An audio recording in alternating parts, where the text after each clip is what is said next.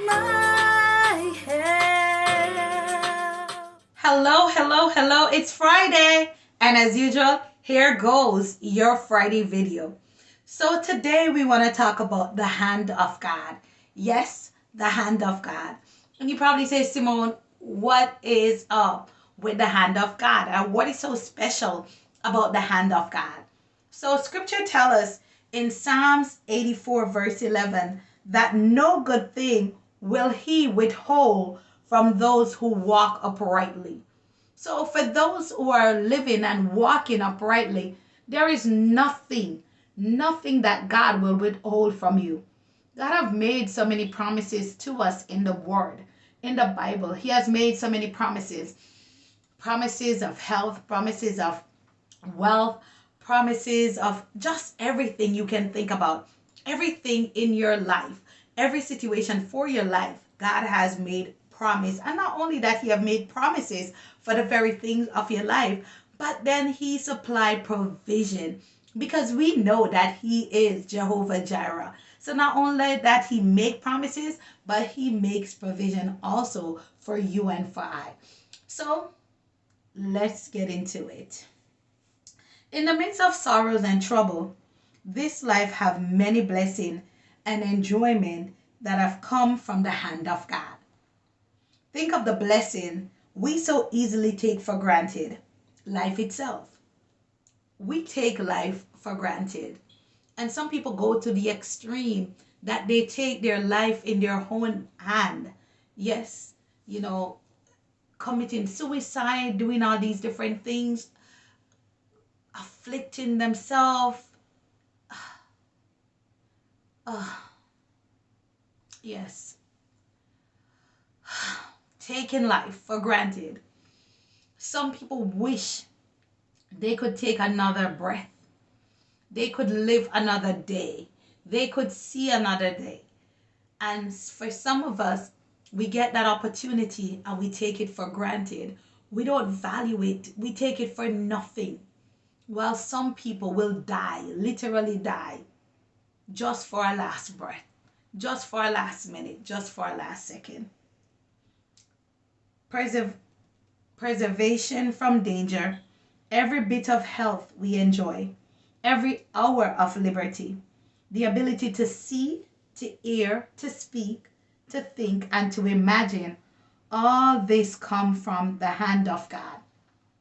And when we talk about liberty, we think about so many countries that people don't have the freedom to worship. They don't even have the freedom of speech. They can't, have religious freedom. They can't do as they would like to do. A lot of people have to worship in hiding. A lot of people have to pray in hiding. So many different things because they lose their life just to pray. They lose their life just to call themselves a Christian. They lose their life for religious purposes and reasons. But yet still, certain countries, we walk in religious freedom, and yet still, we're still bound. We're still bound. We're still living as though we are imprisoned by our own emotion, imprisoned by our own thoughts, imprisoned by our own action. Because, things happen, yes, I agree, but then ultimately, it's all in the mind, your mindset. How are you going to start your 2023? Starting it with just everything, or are you going to start it just being grateful? I know that, we've passed through and getting through the first month. Yes. And January had its own challenges. Yes, I must agree. But the fact that we still have life, guess what? We can turn it around. We can pray to God and ask God to start making those changes in our life. It's not impossible. The Bible tells us, is there anything too hard for God? Not at all. Nothing is too hard for him.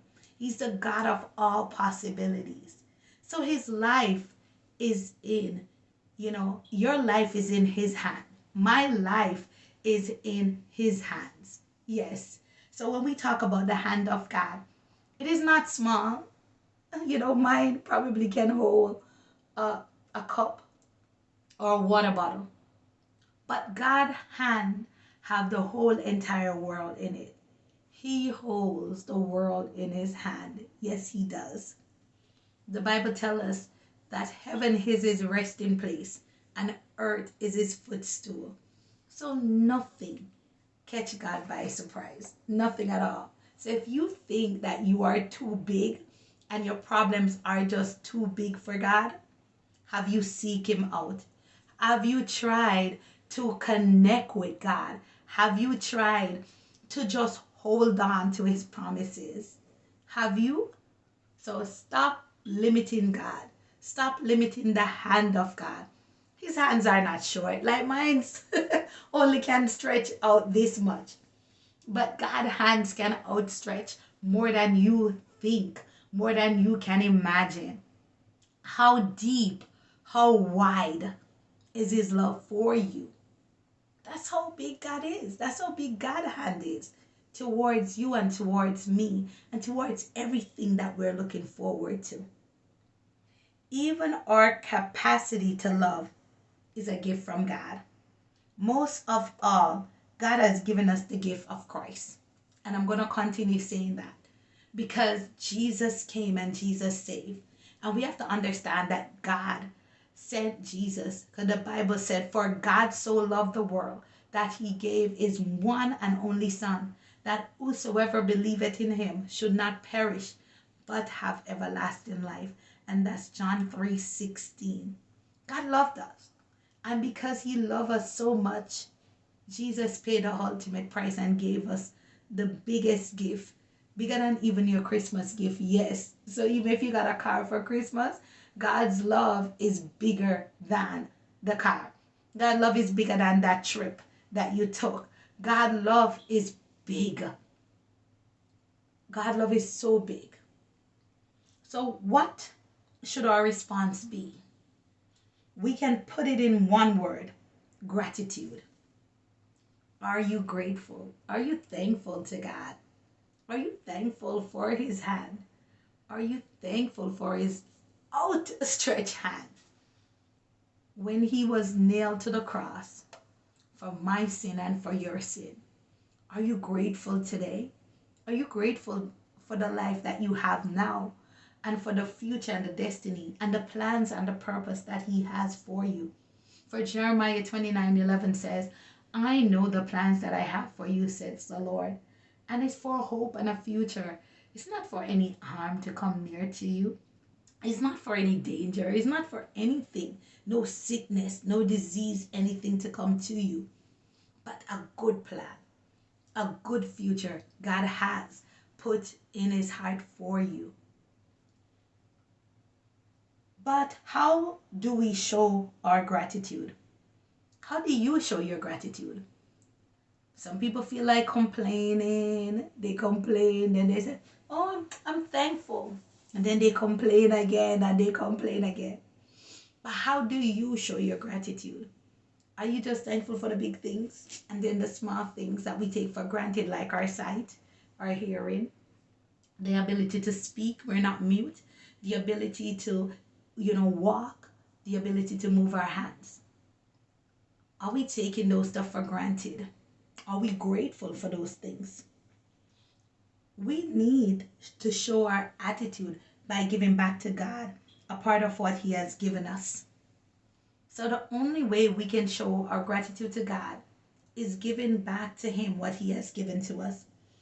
What have you done lately to show your gratitude to God for all that he has done and is doing for you?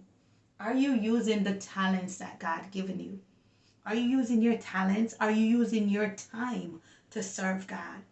Or are you just, bagging them up and not making use of them?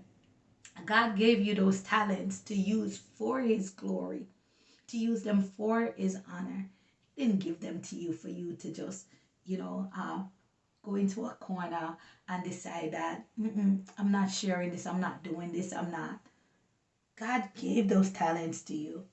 In scripture, God commands his people to tell future generation about all that he has done for them. We can express gratitude to God by telling others, and in the process, reminding ourselves of his faithfulness towards us. The Bible tells us that they overcame by the blood of the Lamb and by the word of their testimony. So the expectation is that you will share the good things that God have done for you. And I hope that you don't keep it in. You will open wide your mouth. If you said, well, Simone, I don't know how to do so. The Bible said, open wide your mouth and God will fill it. Yes, open wide your mouth and God will put the words in your mouth. He will put what you need to say to reach the future generation. So, as usual, don't forget to smash that like button, click subscribe, ring the notification bell, and most important, share. The best is yet to come. Love you guys. See you guys next week.